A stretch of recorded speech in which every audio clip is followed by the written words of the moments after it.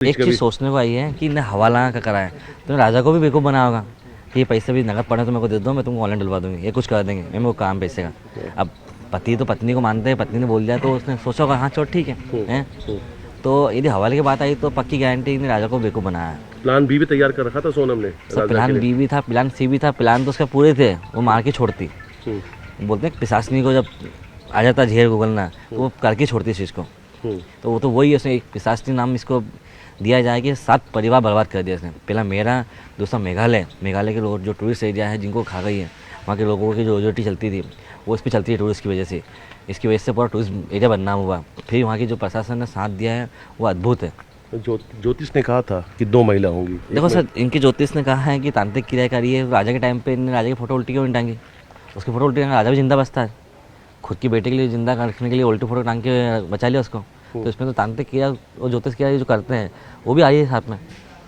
राजा की सोनम की माँ का लगता है कि आपको कि उनको पता होगा उनका भी हाथ इसमें। सर नॉर्मली बात है, पापा को 2 अटैक आ गए थे, इतना केस होने के बाद भी अटैक नहीं आता है। सोचने में मेरे घर पे आए थे, आप मीडिया पहले दिन से मैं घर पे हो, चलते नहीं बना था, उठते नहीं बना था, मुंडी ऊपर नहीं हो रही थी।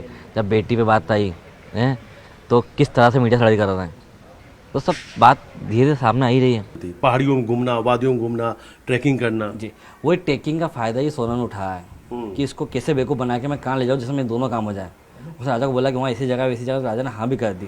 और राजा को पता है कि मेरे को 10-15 किलोमीटर चलना कोई बड़ी बात नहीं उसके लिए, तो इसलिए उसने हाँ करके चले भी गए। जैसे मैं होता इस जगह में मना करता था कि इतना लंबा मैं चल नहीं पाऊँ ऊँचे नीचे पहाड़ पर।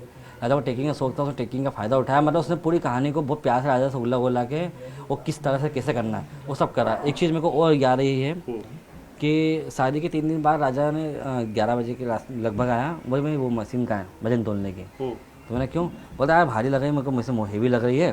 तो वो मशीन लेके गया, तुमको हंसी आ रही थी, मैं क्यों इतनी मोटी बीवी ले आया क्या बोलने में। तो मेरे को वो चीज़ अभी माइंड में से लग रहा है कि वो लड़की ने इससे बोला होगा कि वजन तोलते हैं, कि उससे वजन तुलवा होगा कि इसको यदि मानना है तो उसको उठाएंगे कैसे। तो मेरे को अब भी याद है वाली बात। मतलब उसने पहले से ये प्लान हाँ, कैसा था किसकी कि वजन कितना होगा, वो उठा के फेंकना कि 3 लोग की बस की बात, 4 लोग की बस की बात है कि नहीं। तो उसका वजन ऐसा 5 किलो ज़्यादा था, किसका, लड़की का। ये भी राजा ने बताया मेरे को। राजा 62-63 किलो का था और वो 68-70 किलो की थी।